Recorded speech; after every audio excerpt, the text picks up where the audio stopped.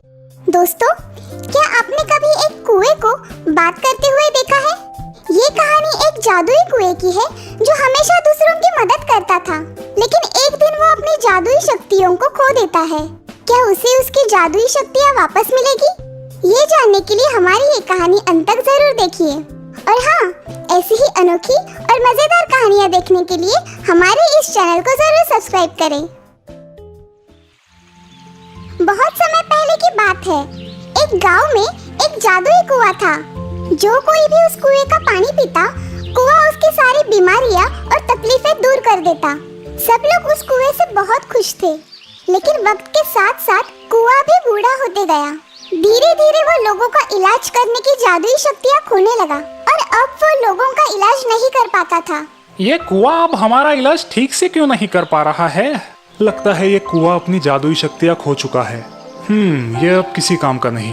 धीरे धीरे लोग उस कुएं के पास जाना बंद कर देते हैं और अब वो कुआं अकेला पड़ जाता है। मेरी आँखों की दृष्टि कमजोर हो गई है। मैं अब पहले जैसे देख नहीं सकती हूँ।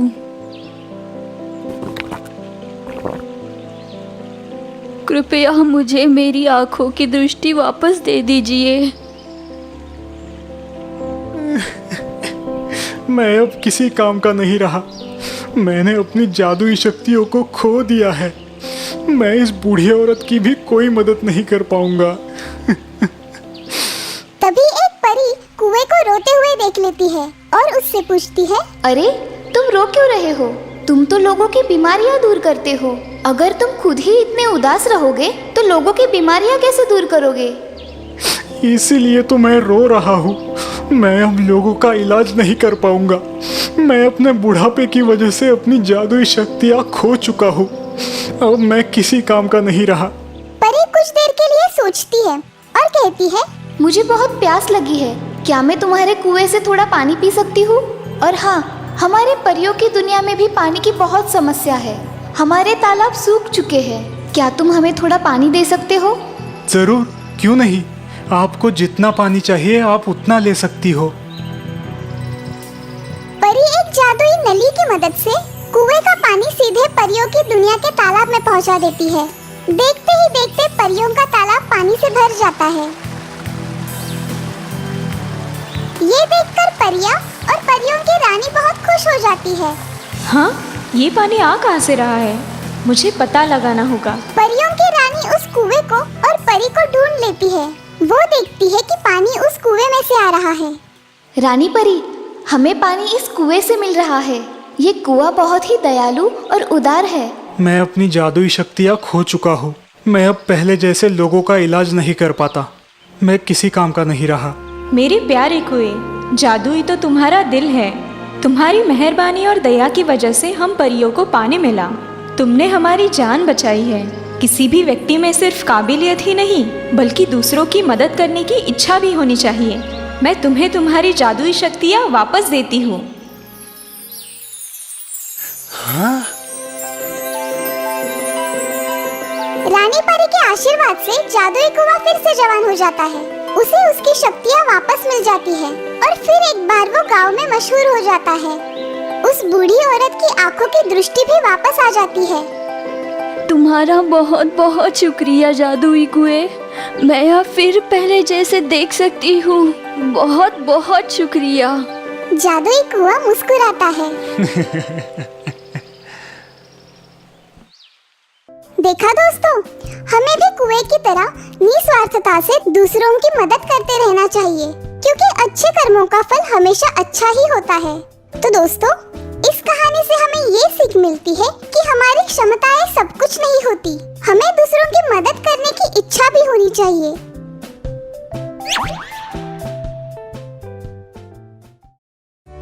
दोस्तों, अगर आपको जादुई पेंसिल मिलेगी तो आप क्या करोगे? एक ऐसी पेंसिल जिसे चित्र बनाते ही वो हकीकत में बदल जाए। एक बार ऐसी ही एक पेंसिल हमारे चंदू को मिली। उसके बाद जो कुछ हुआ वो जानने के लिए आपको ये कहानी अंत तक देखनी पड़ेगी। और हाँ, ऐसे ही मजेदार और अनोखी कहानियाँ देखने के लिए हमारे इस चैनल को जरूर सब्सक्राइब करें। कई बरसों पहले की बात है। एक गांव में चंदू नाम का लड़का रहता था। उसे चित्र बनाना बहुत पसंद था। वो लकड़ी लेकर कच्ची जमीन पर चित्र बनाता रहता। चंदू बहुत गरीब था, इसी कारण उसके पास कागज और पेंसिल खरीदने के लिए पैसे नहीं थे। वो हमेशा सोचता कि मेरे पास कागज और पेंसिल होती तो मैं रोजाना अच्छे अच्छे चित्र बनाता। अरे वाह, अब मैं इससे एक पेंसिल खरीद लूंगा। चंदू खुशी से झूमता हुआ बाजार की तरफ निकलता है। तभी उसे एक बूढ़ा आदमी भूख से बिलखता हुआ नजर आता है। कुछ खाने को दे दो भाई, 2 दिन से भूखा हूँ, कुछ खाने को दे दो भाई। उसे देख चंदू को उस पर बड़ी दया आती है। दुकान पहुंचने पर वो पेंसिल की तरफ देखता जरूर है, मगर उसके बजाय वो कुछ खाने का सामान और एक पानी की बोतल खरीदकर वापस उस बूढ़े आदमी के पास आता है। ये लो बाबा। तुम काफी थक गए हो, लो पानी पियो और कुछ खा लो। शुक्रिया मेरे बच्चे। बूढ़ा आदमी चंदू के सेवा भाव से प्रसन्न होकर उसे उपहार में एक पेंसिल भेंट देता है। शुक्रिया बाबा, मुझे इस पेंसिल की जरूरत थी। मुझे चित्र निकालना बहुत अच्छा लगता है। मुझे पता है चंदू, लेकिन ये कोई मामूली पेंसिल नहीं है। ये पेंसिल एक जादुई पेंसिल है। इस पेंसिल से तुम जो भी बनाओगे उसमें जान आ जाएगी और वो सच में तुम्हारे पास आ जाएगा। इतना ही नहीं, जब भी तुम्हें मेरी जरूरत लगे तुम मेरा चित्र बना लेना, मैं तुम्हारे सामने आ जाऊंगा। इतना कहकर बूढ़ा आदमी वहाँ से गायब हो जाता है। चंदू पेंसिल की परीक्षा लेने की सोचता है। वो कागज पर एक तालाब का चित्र बनाता है और वो तुरंत हकीकत में बदल जाता है। शुक्रिया बाबा, ये तो सच में जादुई पेंसिल है। चंदू घर जाकर उस जादुई पेंसिल से अपनी जरूरत की हर चीज का चित्र निकालकर उसे हकीकत में बदल देता है। वो अपने माँ बाप के लिए भी नए कपड़े, गहने और बड़ा सा घर बनाता है। इस तरह चंदू उस गांव का एक अमीर व्यक्ति बन जाता है। वो उस जादुई पेंसिल से गरीबों की मदद भी करता है। हाँ, ये लो चाचा, इससे तुम्हारा काम आसान हो जाएगा। चंदू इसी तरह हमेशा लोगों की मदद करता था। धीरे धीरे ये बात राजा तक पहुंच गई। राजा ने चंदू को महल में ले आने का आदेश दिया। मैंने सुना है कि तुम्हारे पास कोई जादुई पेंसिल है। चलो अब जल्दी से उस पेंसिल को मेरे हवाले कर दो। महाराज, आप तो सर्वसंपन्न हो, आपको इस पेंसिल की क्या आवश्यकता है? मैं इस पेंसिल के सहारे गरीबों की मदद करता हूँ। राजा को चंदू की इस बात पर गुस्सा आ जाता है। राजा चंदू के हाथ से वो पेंसिल छीन लेता है और खुद एक पेड़ का चित्र बनाता है, लेकिन वो पेड़ प्रकट नहीं होता। सुनो लड़के, मैं जैसा बोलूं वैसा ही करना। चलो जल्दी से मेरे लिए सोने के पंछी का चित्र बनाओ। राजा पेंसिल चंदू को देता है और उसे सोने के पंछी का चित्र बनाने कहता है। तभी चंदू को उस बूढ़े आदमी की बातें याद आती है।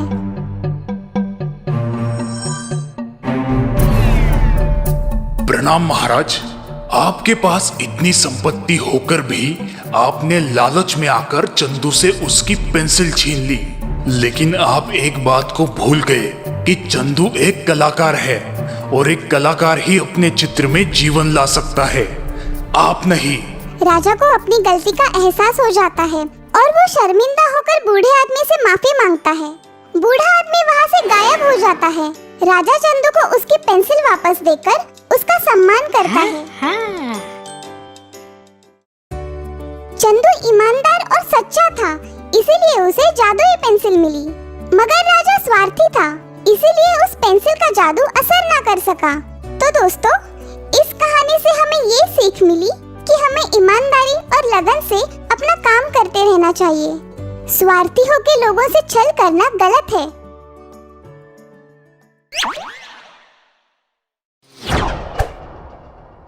जादुई उपहार।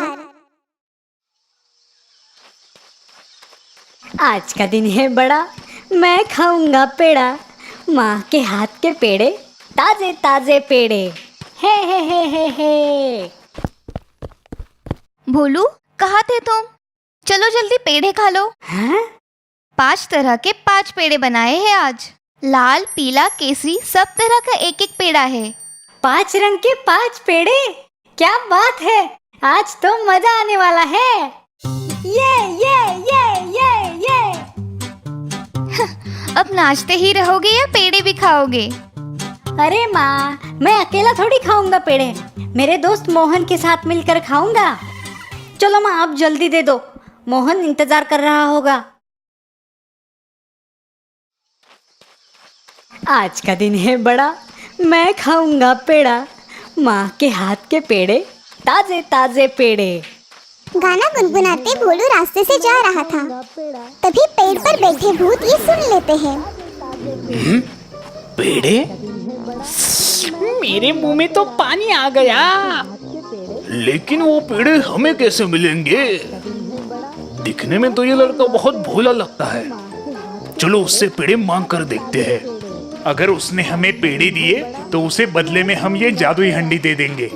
सही कहा भाई, वैसे भी ये हंडी हमारे कुछ काम की नहीं। सुनो बच्चे, कौन हो तुम और मेरे पास क्या काम है तुम्हारा? हमें बहुत भूख लगी है, क्या तुम्हारे पास खाने के लिए कुछ है? क्या तुम पेड़े खाओगे? मेरे पास ताजे ताजे पेड़े हैं, मेरी माँ ने बनाए हैं। हाँ हाँ, क्यों नहीं। ये लो।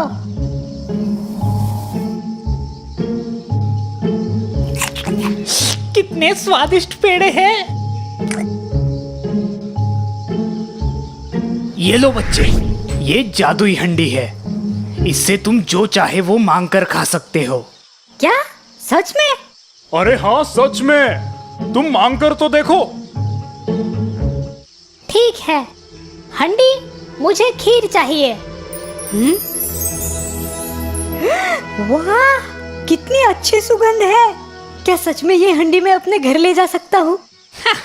आज से ये हंडी तुम्हारी है। कितना भोला है ये बच्चा। भोलू हंडी लेकर वहाँ से निकल जाता है और चलते चलते सोचने लगता है। मैंने तो सारे पेड़े उन भूतों को दे दिए, अब मैं मोहन को क्या दूंगा? कुछ देर बाद भोलू मोहन के घर पहुँच जाता है। मोहन, अरे ओ मोहन, घर पे हो क्या? कहाँ गए? अरे बोलू, आ गए तुम? चलो निकालो मेरे पेड़े। पेड़े तो नहीं है, पर मेरे पास एक हंडी है। क्या? अब तुम मुझे हंडी खिलाओगे? अरे नहीं, तुम देखो तो सही, जादुई हंडी। मोहन के लिए पेड़े दे दो। हाँ, अरे ये हंडी तो कमाल की है। अगर मुझे ये हंडी मिल जाए तो मजा आ जाएगा।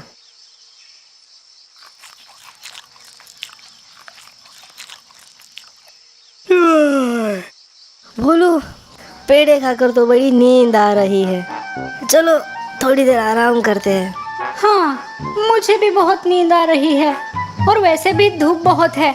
कुछ देर आराम करूंगा और घर निकल जाऊंगा। भोलू आराम से सो जाता है। भोलू के सोते ही मोहन उठ जाता है और हंडी को बदल देता है। थोड़ी देर बाद भोलू नींद से उठता है।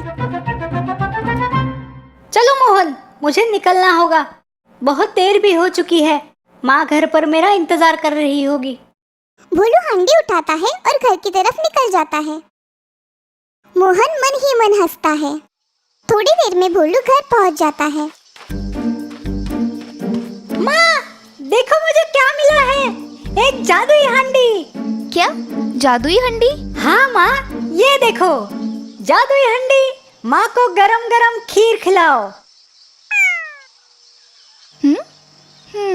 अरे लगता है दूसरा कुछ बोलना पड़ेगा। जादुई हंडी, मुझे खीर चाहिए। हैं? फिर भी हंडी से कुछ नहीं निकलता। अरे क्या तुम भोलू, हंडी में से खीर कैसे निकलेगी? कुछ भी पागलों की तरह बात मत करो। अरे नहीं माँ, ये सच में जादुई हंडी थी। मैंने खुद इससे खीर मांगी थी। और अब क्या हुआ? इसका जादू खत्म हो गया? लगता है उन भूतों ने मेरे पेड़े खाकर मुझे उल्लू बनाया।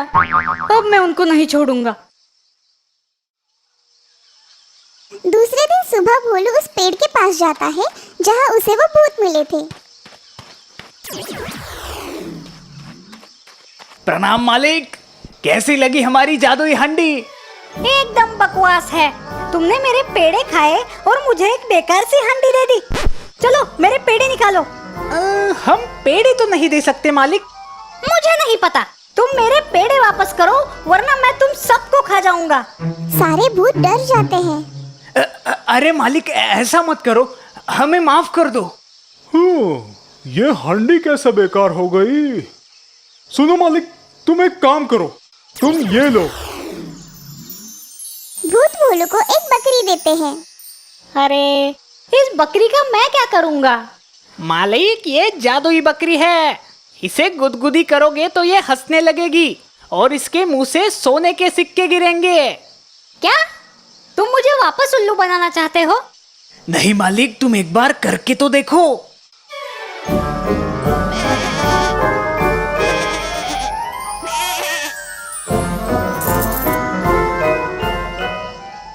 चलो ठीक है, जाओ तुम सब, मैं तुम्हें नहीं खाऊंगा। शुक्रिया मालिक। बकरी लेकर भोलू वहाँ से निकलता है और मोहन के घर जाता है। मोहन, अरे मोहन, सुनो तो जरा बाहर आओ। हाँ भोलू, आओ आओ। मोहन भोलू के हाथ में एक बकरी देखता है। अरे भोलू, ये क्या लेकर आए हो तुम? अरे मोहन, ये एक जादुई बकरी है। इसे गुदगुदी करोगे तो ये हंसती है और उसके मुंह से सोने के सिक्के गिरते हैं। क्या सच में? भोलू मुझे भी देखना है। हाँ क्यों नहीं, अभी दिखाता हूँ। भोलू बकरी को गुदगुदी करने लगता है। बकरी हंसने लगती है और उसके मुंह से सोने के सिक्के गिरने लगते हैं। अरे हाँ भोलू, ये तो सच में जादुई बकरी है। चलो मोहन, मैं निकलता हूँ। माँ को ये बकरी दिखानी है। माँ बकरी देखकर बहुत खुश हो जाएगी। अगर ये बकरी मुझे मिल जाए तो मैं अमीर बन जाऊंगा। अरे रुको रुको भोलू, धूप बहुत है। मैं तुम्हारे लिए नींबू का शरबत बनाता हूँ, तुम वो पीकर निकल जाना। चलो ठीक है। मोहन और भोलू घर के अंदर जाते हैं। मोहन भोलू के लिए शरबत बनाता है और चुपके से उसमें नींद की गोली डाल देता है। ये लो भोलू। भोलू कैसा था शरबत? अच्छा लगा ना? शरबत तो अच्छा था मोहन, पर पता नहीं क्यों मुझे नींद आ रही है। अरे भोलू, कुछ देर यहीं पर आराम करो और फिर निकल जाना। अरे ये भी तो तुम्हारा ही घर है। भोलू फिर से मोहन के घर सो जाता है। मोहन उसकी बकरी बदल देता है। थोड़ी देर बाद भोलू नींद से उठता है। चलो मोहन भाई, अब मैं निकलता हूँ। भोलू बकरी को लेकर वहाँ से निकल जाता है। कुछ देर बाद भोलू अपने घर पहुँचता है। माँ, ये देखो आज मैं क्या लाया हूँ। अब क्या है? माँ का ध्यान बकरी की तरफ जाता है। हे भगवान, ये बकरी कहाँ से उठा के लाया तू? माँ, ये जादुई बकरी है। अरे भगवान, इस लड़के को क्या हो गया है? अरे माँ, ये सच में जादुई बकरी है। वो कैसे? देखो माँ। भोलू बकरी को गुदगुदी करता है, पर बकरी हंसने के बजाय जोर से चिल्लाने लगती है। अरे अब हंसो भी। क्या बोलो तुम भी? बाहर से कुछ भी उठा कर लाते हो और घर आकर पागलों जैसी बातें करते हो। हाँ, अब तो मैं उन भूतों को नहीं छोड़ूंगा। दूसरे दिन भोलू उस पेड़ के पास जाता है जहाँ वो भूत रहते थे। आज तो मैं तुम्हें सच में खा जाऊंगा। क्या हुआ मालिक? तुमने मुझे फिर से उल्लू बनाया। अब मैं तुम्हें नहीं छोड़ूंगा। क्या? ये कैसे हो सकता है? मालिक, आप यहाँ से बकरी और हांडी लेकर कहाँ गए थे? यहाँ से निकलकर मैं अपने दोस्त के घर जाता था। उसके घर थोड़ी देर आराम करके घर वापस जाता था। अब समझ में आया। तुम्हारे दोस्त ने तुम्हारी बकरी और हांडी चुराई है। क्या? कुछ भी मत बोलो, तुम मुझे फिर से उल्लू बना रहे हो। सच में मालिक, हम झूठ नहीं बोल रहे हैं। पर मुझे मेरे दोस्त पर भरोसा है। मोहन ऐसा नहीं करेगा।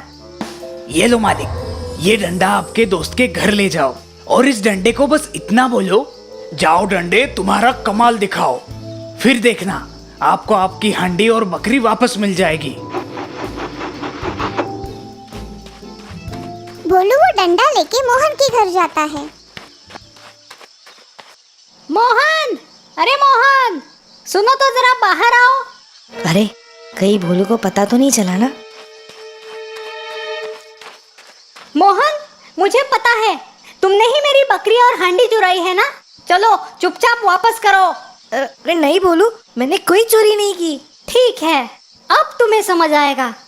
डंडे, जाओ और दिखाओ अपना कमाल।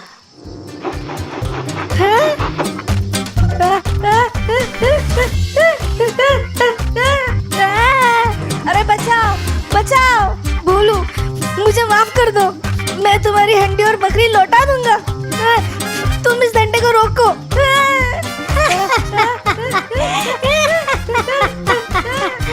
डंडे, रुक जाओ।